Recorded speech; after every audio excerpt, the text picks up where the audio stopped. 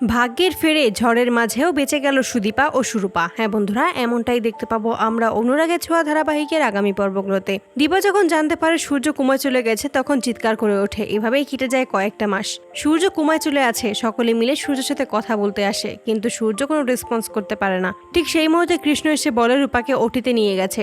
সকলে মিলেই তখন ওটির বাইরে অপেক্ষা করে। ঠিক সেই মুহূর্তে ওটির ভিতর থেকে বাচ্চাদের কান্নার আওয়াজ শুনতে পায়। তখনই দীপা বলে ওঠে, এটা তো ঠিক আমার সোনা রূপার কান্নার মতো। ঠিক সেই মুহূর্তে একজন নার্স এসে একটা বাচ্চাকে দীপার হাতে তুলে দেয়। দ্বিতীয় বাচ্চাকে নিয়ে যখন দীপার কাছে দেবে, ঠিক সেই মুহূর্তেই সূর্য এসে দাঁড়ায় এবং সূর্য সেই বাচ্চাটাকে কোলে নেয়। এতে করে সকলেই খুশি হয়ে যায়, সূর্য সুস্থ হয়ে গেছে। ঠিক সেই মুহূর্তে রূপাকে সকলের সামনে নিয়ে আসে। সোনা তখন বলে, তুমি ওদের নাম ঠিক করেছিলে কি?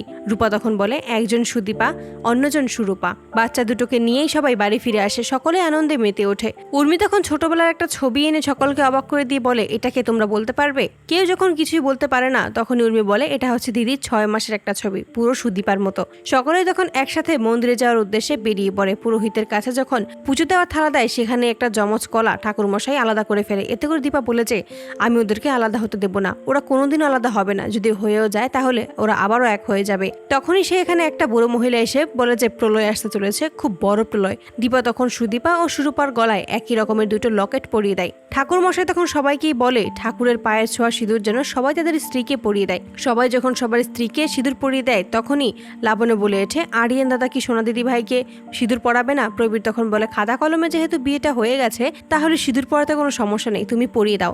তারপরে আরিয়ান সোনাকে সিঁদুর পরিয়ে সকলের সামনে সোনাকে নিজের স্ত্রীর মর্যাদা দেয়। হঠাৎ করেই তখন সেখানে ভূমিকম্প শুরু হয়ে যায়, সবকিছু উলটপালট হয়ে যায়। ঠিক সেই মুহূর্তেই ঠাকুরের মূর্তি এসে সুদীপা ও সুরূপার উপরে পড়ে যায়। এতে করে সকলে চিৎকার করে ওঠে। সেখানে সকলে মারা গেলেও সেখানে বেঁচে যায় সুদীপা ও সুরূপা। তখন সেখানেই দুজন সাধু আসে, সুদীপা ও সুরূপাকে উদ্ধার করে তাদের সাথে করে নিয়ে যায়। তো বন্ধুরা, তোমরা এটাই তো চাও যেন এভাবেই দুজন সাধুই যেন সুদীপা ও সুরূপাকে উদ্ধার করতে সক্ষম হয়? কমেন্টে জানাও। আর নিয়মিত আপডেট পেতে আমাদের চ্যানেলটি এক্ষুনি সাবস্ক্রাইব করে পাশে থাকো। ধন্যবাদ।